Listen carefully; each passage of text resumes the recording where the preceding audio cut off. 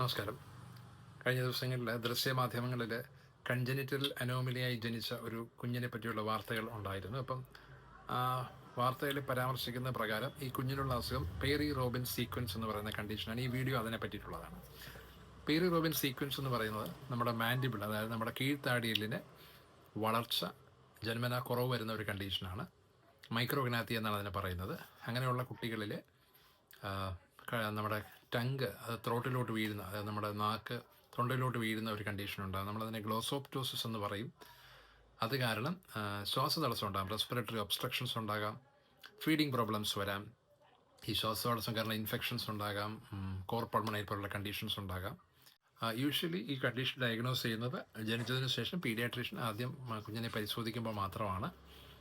ഇത് ഡയഗ്നോസ് ചെയ്യാൻ വേണ്ടി സ്ട്രക്ചറൽ അനോമലീസ് മനസ്സിലാക്കാനായി നമ്മൾ CT സ്കാൻ ഉപയോഗിക്കാറുണ്ട്.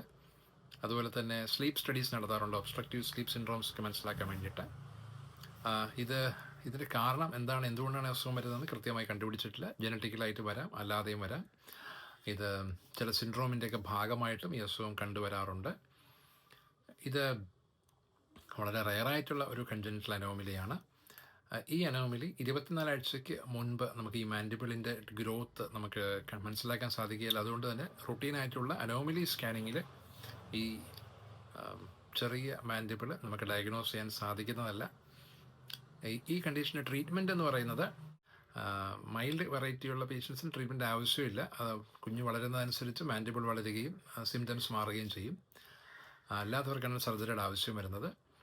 റീകൺസ്ട്രക്റ്റീവ് സർജറീസ് ഉണ്ട്. അതുപോലെ ട്രക്യോസ്റ്റമി വേണ്ടി വരും, കുഞ്ഞിന് സപ്പോർട്ട് വേണ്ടി വരും,